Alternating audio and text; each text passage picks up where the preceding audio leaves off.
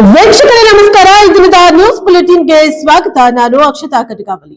ಮಳವಳ್ಳಿಯಲ್ಲಿ ಪ್ರತಿಯೊಬ್ಬರಿಗೂ ಉಚಿತ ಕಾನೂನು ದೊರಕಿಸಿಕೊಡಬೇಕೆಂಬುದು ಕಾನೂನು ಸೇವಾ ಸಮಿತಿಯ ಮುಖ್ಯ ಉದ್ದೇಶವಾಗಿದೆ ಎಂದು ಎಂ ಮಹೇಂದ್ರ ಅವರು ಹೇಳಿದ್ದಾರೆ. ಪ್ರತಿಯೊಬ್ಬರಿಗೂ ಉಚಿತ ಕಾನೂನು ದೊರಕಿಸಿಕೊಡಬೇಕೆಂದು ಕಾನೂನು ಸೇವಾ ಸಮಿತಿಯ ಗುರಿಯಾಗಿದೆ ಎಂದು ತಾಲೂಕು ಕಾನೂನು ಸೇವೆಗಳ ಸಮಿತಿ ಅಧ್ಯಕ್ಷರು ಹಾಗೂ ಜೆಎಂಎಫ್ಸಿ ನ್ಯಾಯಾಲಯದ ಹಿರಿಯ ಶ್ರೇಣಿ ಸಿವಿಲ್ ನ್ಯಾಯಾಧೀಶರಾದ ಎಂ ಮಹೇಂದ್ರ ತಿಳಿಸಿದ್ದಾರೆ. ಮಳವಳ್ಳಿ ಪಟ್ಟಣದ ಕೆಎನ್ ನಾಗೇಗೌಡ ಕಾನೂನು ಕಾಲೇಜ್ ಸಭಾಂಗಣದಲ್ಲಿ ತಾಲೂಕು ಕಾನೂನು ಸೇವೆಗಳ ಸಮಿತಿ, ಕೆಎನ್ ನಾಗೇಗೌಡ ಕಾನೂನು ಕಾಲೇಜು ವಕೀಲರ ಸಂಘ ಮಳವಳ್ಳಿ ಇವರ ಸಂಯುಕ್ತಾಶ್ರಯದಲ್ಲಿ ಸೋಮವಾರ ಬೆಳಗ್ಗೆ 11 ಗಂಟೆ ಸಮಯದಲ್ಲಿ ಆಯೋಜಿಸಲಾಗಿದ್ದ ರಾಷ್ಟ್ರೀಯ ಕಾನೂನು ಸೇವೆಗಳ ದಿನಾಚರಣೆ ಕಾರ್ಯಕ್ರಮವನ್ನು ಉದ್ಘಾಟಿಸಿ ಮಾತನಾಡಿದ ಅವರು, ಇದೇ ಹಿನ್ನೆಲೆಯಲ್ಲಿ ತಾಲೂಕು ಕಚೇರಿ, ತಾಲೂಕು ಪಂಚಾಯಿತಿ, ಸಿಡಿಪಿಒ ಕಚೇರಿ ಹಾಗೂ ಪೊಲೀಸ್ ಠಾಣೆಗಳಲ್ಲಿ ವಕೀಲರನ್ನ ನೇಮಕ ಮಾಡಲಾಗಿದ್ದು, ತೊಂದರೆಗೆ ಒಳಗಾಗಿ ಈ ಕಚೇರಿಗಳಿಗೆ ಬರುವ ಸಾರ್ವಜನಿಕರು ಹಾಗೂ ಕೌಟುಂಬಿಕ ದೂರು ನೀಡುವ ಸತಿಪತಿಗಳಿಗೆ ಹಾಗೂ ಪೊಲೀಸರಿಂದ ಬಂಧನಕ್ಕೆ ಒಳಗಾಗುವವರಿಗೆ ಸೂಕ್ತ ಮಾರ್ಗದರ್ಶನ ನೀಡುವುದರ ಜೊತೆಗೆ ಉಚಿತವಾಗಿ ಕಾನೂನು ನೆರವು ಒದಗಿಸುವುದು ಇದರ ಉದ್ದೇಶವಾಗಿದೆ. ಇನ್ನು ಇದರ ಜೊತೆಗೆ 30 ಮಂದಿ ಪಿಎಲ್ವಿಗಳನ್ನು ನೇಮಕ ಮಾಡಿ ಅವರ ಮೂಲಕ ಸಾರ್ವಜನಿಕರಿಗೆ ಕಾನೂನು ಅರಿವು ಮೂಡಿಸುವುದು ಹಾಗೂ ಕಾನೂನು ಸೇವಾ ಸಮಿತಿಯ ನೆರವಿನ ಬಗ್ಗೆ ಮಾಹಿತಿ ನೀಡುವ ಕೆಲಸ ಮಾಡಲಾಗುತ್ತಿದೆ ಎಂದು ತಿಳಿಸಿದರು. ಇನ್ನು ಕಾನೂನು ವಿದ್ಯಾರ್ಥಿಗಳು ಸಹ ಕಾನೂನು ಸೇವಾ ಸಮಿತಿಯ ನೆರವು ಕಾರ್ಯಕ್ರಮಗಳ ಬಗ್ಗೆ ತಿಳಿದುಕೊಂಡು ತಮ್ಮ ಸುತ್ತಮುತ್ತ ತೊಂದರೆಗೆ ಒಳಗಾಗುವ ಜನರಿಗೆ ನ್ಯಾಯ ದೊರಕಿಸಿಕೊಡಲು ಮುಂದಾಗುವಂತೆ ನ್ಯಾಯಾಧೀಶರು ಕರೆ ನೀಡಿದರು. ಮುಖ್ಯ ಅತಿಥಿಗಳಾಗಿ ಪಾಲ್ಗೊಂಡು ಮಾತನಾಡಿದ ವಕೀಲರ ಸಂಘದ ಅಧ್ಯಕ್ಷ ಡಿಎಂ ಸುಂದರ್ ರವರು, ಸಮಾಜದ ಸ್ವಾಸ್ಥ್ಯವನ್ನು ಕಾಪಾಡುವ ಕಾನೂನು ಕಟ್ಟಡೈ ಮೂಲಕ ಯಾವುದೇ ಅಹಿತಕರ ಘಟನೆಗಳ ವಿರುದ್ಧ ಧ್ವನಿ ಎತ್ತುವ, ಅನ್ಯಾಯಕ್ಕೆ ಒಳಗಾದ ಜನರಿಗೆ ನ್ಯಾಯ ದೊರಕಿಸಿಕೊಡುವುದು ವಕೀಲರ ಆದ್ಯ ಕರ್ತವ್ಯವಾಗಿದೆ ಎಂದು ತಿಳಿಸಿದರು. ಇಂತಹ ಮಹತ್ತರ ಜವಾಬ್ದಾರಿಯ ಹೊಣೆ ಹೊರಲು ಸಿದ್ಧರಾಗುತ್ತಿರುವ ಕಾನೂನು ವಿದ್ಯಾರ್ಥಿಗಳು ಶ್ರದ್ಧೆ ವಹಿಸಿ ಕಾನೂನು ಕಟ್ಟಳೆಗಳ ಬಗ್ಗೆ ತಿಳಿದುಕೊಂಡು ಸಮಾಜದಲ್ಲಿ ಅನ್ಯಾಯ, ಅನಾಚಾರ, ಕಾನೂನುಬಾಹಿರ ಘಟನೆಗಳ ವಿರುದ್ಧ ಧ್ವನಿಯಾಗಬೇಕೆಂದು ಕರೆ ನೀಡಿದರು. ಇನ್ನು ಈ ಕಾರ್ಯಕ್ರಮದಲ್ಲಿ ಕಾನೂನು ಕಾಲೇಜಿನ ಪ್ರಾಂಶುಪಾಲರಾದ ಎಚ್.ಎನ್. ಮಂಜು ಅಧ್ಯಕ್ಷತೆ ವಹಿಸಿದ್ದು, ಕಾರ್ಯಕ್ರಮದಲ್ಲಿ ಅಪಾರ ಸರ್ಕಾರಿ ವಕೀಲರಾದ ಶ್ರೀಕಂಠಸ್ವಾಮಿ, ಶಾಂತಿ ಸೇವಾ ಟ್ರಸ್ಟ್ನ ಕಾರ್ಯದರ್ಶಿ ಪುಟ್ಟರಾಜು ಕಾರ್ಯಕ್ರಮದಲ್ಲಿ ಪಾಲ್ಗೊಂಡಿದ್ದರು. Bureau news, NKS TV, Mandya. ಚಾಮರಾಜನಗರದ ಗುಂಡ್ಲುಪೇಟೆ ತಾಲೂಕಿನ ಕಲ್ಲಹಳ್ಳಿಯಲ್ಲಿ ಹುಲಿ ಸೇರಿ 3 ಹುಲಿ ಮರಿಗಳ ರಕ್ಷಣೆ, ಸಚಿವರಾದ ಈಶ್ವರ್ ಖಂಡ್ರೆ ಹೇಳಿಕೆ. ಗುಂಡ್ಲುಪೇಟೆ ಕಲ್ಲಹಳ್ಳಿಯಲ್ಲಿ 1 ಹುಲಿ 3 ಮರಿಗಳ ರಕ್ಷಣೆ, ಸಚಿವ ಈಶ್ವರ್ ಖಂಡ್ರೆ. ಕಾಡಿನಿಂದ ಹೊರಬಂದು ಜಾನುವಾರುಗಳ ಮೇಲೆ ದಾಳಿ ಮಾಡುತ್ತಿತ್ತು ಎನ್ನಲಾದ 5 ವರ್ಷದ ಹೆಣ್ಣು ಹುಲಿ ಹಾಗೂ ಅದರ 3 ಮರಿಗಳನ್ನು ಸೆರೆ ಹಿಡಿದಿರುವುದಾಗಿ ಅಧಿಕಾರಿಗಳು ಮಾಹಿತಿ ನೀಡಿದ್ದಾರೆ ಎಂದು ಅರಣ್ಯ, ಜೀವಿಶಾಸ್ತ್ರ ಮತ್ತು ಪರಿಸರ ಸಚಿವ ಈಶ್ವರ್ ಬಿ ಖಂಡ್ರೆ ತಿಳಿಸಿದ್ದಾರೆ. ಗುಂಡ್ಲುಪೇಟೆ ತಾಲೂಕಿನ ಕಲ್ಲಹಳ್ಳಿ ಬಳಿ 3 ಮರಿಗಳ ರಕ್ಷಣೆಯೊಂದಿಗೆ ಸೆರೆ ಹಿಡಿಯಲಾಗಿರುವ ಈ ಹೆಣ್ಣು ಹುಲಿ ವಸತಿ ಪ್ರದೇಶಗಳಿಗೆ ಬಂದು ಹಲವು ಜಾನುವಾರುಗಳ ಮೇಲೆ ದಾಳಿ ಮಾಡಿತ್ತು ಎಂಬುದನ್ನು ಖಚಿತಪಡಿಸಿಕೊಂಡು ಕಾರ್ಯಾಚರಣೆ ನಡೆಸಲಾಗಿದೆ ಎಂದು ಅಧಿಕಾರಿಗಳು ತಿಳಿಸಿದ್ದಾಗಿ ಸಚಿವರು ವಿವರಿಸಿದರು. ಪ್ರಸ್ತುತ ಸೆರೆ ಹಿಡಿಯಲಾದ ಹೆಣ್ಣು ಹುಲಿ ಮತ್ತು ರಕ್ಷಿಸಲಾದ 3 ಮರಿಗಳು ಪಶು ವೈದ್ಯರ ನಿಗಾದಲ್ಲಿವೆ. ಕಾಡಿನ ಹೊರಗೆ ಸಂಚರಿಸುತ್ತಿರುವ ಹುಲಿಗಳ ಕಾರ್ಯಾಚರಣೆ ಮುಂದುವರೆದಿದೆ ಎಂದು ಈಶ್ವರ್ ಖಂಡ್ರೆ ತಿಳಿಸಿದ್ದಾರೆ. ಇತ್ತೀಚೆಗೆ ಬಂಡೀಪುರ ಮತ್ತು ನಾಗರಹೊಳೆ ಹುಲಿ ಸಂರಕ್ಷಿತ ಪ್ರದೇಶದ ವಸತಿ ಪ್ರದೇಶಗಳಲ್ಲಿ ಹುಲಿಗಳು ಕಾಣಿಸಿಕೊಂಡು ಜಾನುವಾರುಗಳ ಮೇಲೆ ಪದೇ ಪದೇ ದಾಳಿ ಮಾಡುತ್ತಿರುವ ಹಿನ್ನೆಲೆಯಲ್ಲಿ ಅಂತಹ ಹುಲಿಗಳನ್ನು ಗುರುತಿಸಿ ಸೆರೆ ಹಿಡಿಯಲು ಆದೇಶ ನೀಡಲಾಗಿತ್ತು. ವರದಿ ಹೊಮ್ಮನಂಜುಂಡ ನಾಯಕ, ಎನ್ಕೆಎಸ್ ಟಿವಿ, ಚಾಮರಾಜನಗರ. ಮಸ್ಕಿಯಲ್ಲಿ ಫೋನ್ ಪೇ ಲವ್ವಿ ಬಾಲಕಿಯನ್ನ ಮಾತ್ರೆ ನುಂಗಿಸಿ ಗರ್ಭಿಣಿ ಮಾಡಿದ ಭೂಪ. ಮಸ್ಕಿ ಫೋನ್ ಪೇ ಮೂಲಕ ಲವ್ವಿ ಬಾಲಕಿಯನ್ನ ಮಾತ್ರೆ ನುಂಗಿಸಿ ಗರ್ಭಪಾತ ಮಾಡಿದ ಭೂಪ.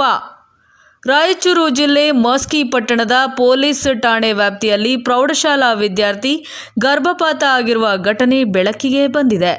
ಮಸ್ಕಿ ಠಾಣೆಯಲ್ಲಿ ಪ್ರಕರಣ ದಾಖಲಾಗಿದೆ. ಆರೋಪಿ ಮಸ್ಕಿ ತಾಲೂಕಿನ ದೇಸಾಯಿ ಭೋಗಾಪುರ ಗ್ರಾಮದ 25 ವರ್ಷದ ಶಿವಮೂರ್ತಿ ಎಂದು ಈತನನ್ನು ಬಂಧಿಸಲಾಗಿದೆ.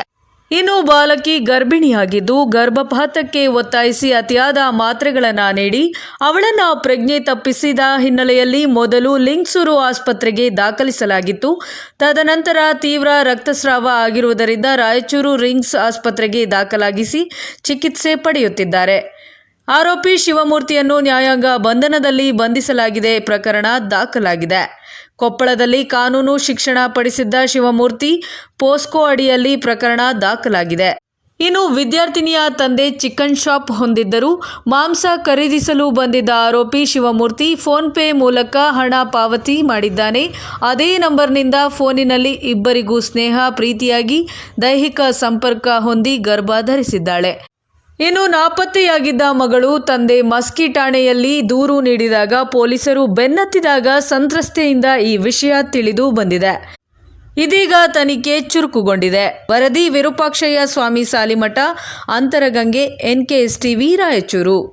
ಮಾನ್ವಿಯಲ್ಲಿ ಹಜರತ್ ಟಿಪ್ಪು ಸುಲ್ತಾನ್ ವೃತ್ತದಲ್ಲಿ ನಡೆದ ಟಿಪ್ಪು ಜಯಂತಿ. ಮಾನ್ವಿ ಪಟ್ಟಣದ ಹಜರತ್ ಟಿಪ್ಪು ಸುಲ್ತಾನ್ ವೃತ್ತದಲ್ಲಿ ನಡೆದ ಟಿಪ್ಪು ಜಯಂತಿ. ರಾಯಚೂರು ಜಿಲ್ಲೆ ಮಾನ್ವಿ ತಾಲೂಕಿನ ಟಿಪ್ಪು ಸುಲ್ತಾನ್ ವೃತ್ತದಲ್ಲಿ ಟಿಪ್ಪು ಸುಲ್ತಾನ್ ವೃತ್ತಕ್ಕೆ ಮಾಲಾರ್ಪಣೆ ಮಾಡಿ ಗೌರವ ಸಲ್ಲಿಸಿದ ಗಣ್ಯರು. ಮೆಹಬೂಬ್ ಕುರೇಶಿ ಟಿಪ್ಪು ಸುಲ್ತಾನ್ ತಾಲೂಕು ಅಧ್ಯಕ್ಷರು ಹಾಗೂ ಪದಾಧಿಕಾರಿಗಳ ನೇತೃತ್ವದಲ್ಲಿ ಈ ಕಾರ್ಯಕ್ರಮ ನಡೆಯಿತು. ಪಿ ರವಿಕುಮಾರ್ ಮಾತನಾಡಿ, ಟಿಪ್ಪು ಸುಲ್ತಾನ್ ಹಿಂದೂ ಮುಸ್ಲಿಮರ ಏಕತೆಯ ಸಂಕೇತ ಎಂದು ಮಹಾತ್ಮ ಗಾಂಧೀಜಿಯವರೇ ಪುಸ್ತಕದಲ್ಲಿ ಬರೆದಿದ್ದಾರೆ.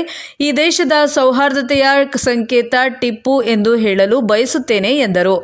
ಇನ್ನು ಕಾರ್ಯಕ್ರಮದಲ್ಲಿ JH ದೇವರಾಜ್ ಮತ್ತು ಸತ್ತಾರ್ ಬಂಗ್ಲೆವಾಲೆರವರು ಮಾತನಾಡಿ, ಟಿಪ್ಪು ಸುಲ್ತಾನ್ ಅವರ ತ್ಯಾಗ ಮತ್ತು ಆಡಳಿತ ತತ್ವಗಳನ್ನು ಮುಂದಿನ ಪೀಳಿಗೆಗೆ ಪರಿಚಯಿಸುವ ಅಗತ್ಯವಿದೆ ಎಂದು ಹೇಳಿದರು.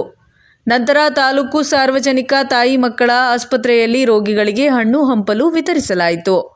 ವರದಿ MD Ghouse, Manvi, NKS TV, Raichur. Chamarajanagar ಜಿಲ್ಲಾ ಕಾರ್ಯನಿರತ ಪತ್ರಕರ್ತರ ಸಂಘದ ನೂತನ ನಿರ್ದೇಶಕರಾಗಿ ಹೊಮ್ಮ ನಂಜುಂಡನಾಯಕ ಅವರಿಗೆ ಸನ್ಮಾನ. ಚಾಮರಾಜನಗರ ಜಿಲ್ಲಾ ಕಾರ್ಯನಿರತ ಪತ್ರಕರ್ತರ ಸಂಘದ ನೂತನ ನಿರ್ದೇಶಕ ಹೊಮ್ಮ ನಂಜುಂಡನಾಯಕ ಅವರಿಗೆ ಸನ್ಮಾನ. ಜಿಲ್ಲಾ ಕಾರ್ಯನಿರತ ಪತ್ರಕರ್ತರ ಸಂಘದ ನೂತನ ನಿರ್ದೇಶಕರಾಗಿ ಆಯ್ಕೆಯಾದ ಪ್ರಜಾಪವರ್ TV ಜಿಲ್ಲಾ ವರದಿಗಾರ ಹೊಮ್ಮ ನಂಜುಂಡನಾಯಕ ಅವರನ್ನು ಜಿಲ್ಲಾ ಬಿಜೆಪಿ ST ಮೋರ್ಚಾದ ಉಪಾಧ್ಯಕ್ಷರಾದ ಬುಲೆಟ್ ಚಂದ್ರು, ಕರ್ನಾಟಕ ಮಾನವ ಹಕ್ಕುಗಳ ಸೇವಾ ಟ್ರಸ್ಟ್ ಜಿಲ್ಲಾಧ್ಯಕ್ಷ ಚಳುವಡಿ ನಾರಾಯಣ್, ವಾಲ್ಮೀಕಿ ಟ್ರಸ್ಟ್ ಅಧ್ಯಕ್ಷ ಮಂಜಣ್ಣ ಮತ್ತು ಸುಬ್ಬಣ್ಣ, ರಘು, ರಾಘವೇಂದ್ರ, ನಮ್ಮ ಕರ್ನಾಟಕ ಸೇನಾ ಜಿಲ್ಲಾ ಉಪಾಧ್ಯಕ್ಷ ಸಿದ್ದು, ಮಲ್ಲು ಇತರರು ಸನ್ಮಾನಿಸಿದರು. Bureau news, NKS TV, Chamarajanagar.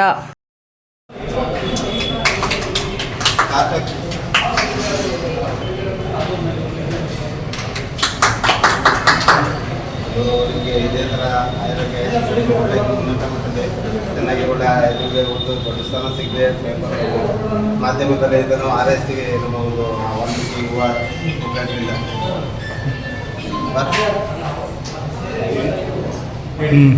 Nelamangala ತಾಲೂಕಿನ ಕುಲ್ವನಹಳ್ಳಿಯಲ್ಲಿ ಮಹಿಮಾ ರಂಗಸ್ವಾಮಿಯ ನೂತನ ಮಹಾದ್ವಾರ ಉದ್ಘಾಟನೆ. ಕುಲ್ವನಹಳ್ಳಿಯಲ್ಲಿ ಮಹಿಮಾ ರಂಗಸ್ವಾಮಿಯ ನೂತನ ಮಹಾದ್ವಾರ ಉದ್ಘಾಟನೆ. ನೆಲಮಂಗಲ, ಬೆಂಗಳೂರು ಗ್ರಾಮಾಂತರ ಜಿಲ್ಲೆ ನೆಲಮಂಗಲ ತಾಲೂಕು ಕುಲ್ವನಹಳ್ಳಿಯಲ್ಲಿ ಶ್ರೀ ಮಹಿಮಾ ರಂಗಸ್ವಾಮಿಯ ನೂತನ ಮಹಾದ್ವಾರವನ್ನು ಶ್ರೀ ನಿರ್ಮಲಾನಂದ ಸ್ವಾಮೀಜಿ ಮತ್ತು ಶ್ರೀ ಸಿದ್ಧಲಿಂಗ ಸ್ವಾಮೀಜಿ ಉದ್ಘಾಟನೆ ಮಾಡಿದರು. ಈ ಮಹಾದ್ವಾರವನ್ನು ಪುಟ್ಟರಾಜು ಅವರ ಕುಟುಂಬ ವರ್ಗದಿಂದ ಪುನರ್ ನಿರ್ಮಾಣ ಮಾಡಲಾಗಿದ್ದು, ಈ ಮಹಾದ್ವಾರದ ಪುನರ್ ನಿರ್ಮಾಣವು ನಮ್ಮ ಕುಟುಂಬದ ಒತ್ತಾಸೆಯಾಗಿತ್ತು ಎಂದು ಪುಟ್ಟರಾಜ್ ಅವರು ಅವರ ಕುಟುಂಬ ವರ್ಗವು ಸುದ್ದಿಗಾರರೊಂದಿಗೆ ತಮ್ಮ ಅನಿಸಿಕೆಯನ್ನು ಹಂಚಿಕೊಂಡರು.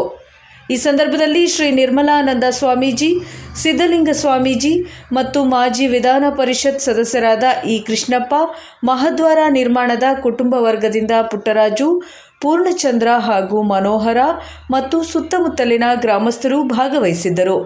Bureau news, Praja Power TV. Bureau news, NKS TV, Bengaluru. ಇದಾಗಿತ್ತು ಈ ದಿನದ ನ್ಯೂಸ್ ಬುಲೆಟಿನ್. ನಿರಂತರ ಸುದ್ದಿಗಾಗಿ ನೋಡ್ತಾ ಇರಿ NKS TV4, ಇದು ನಿರಂತರ ಕಾರ್ಯಪಡೆ.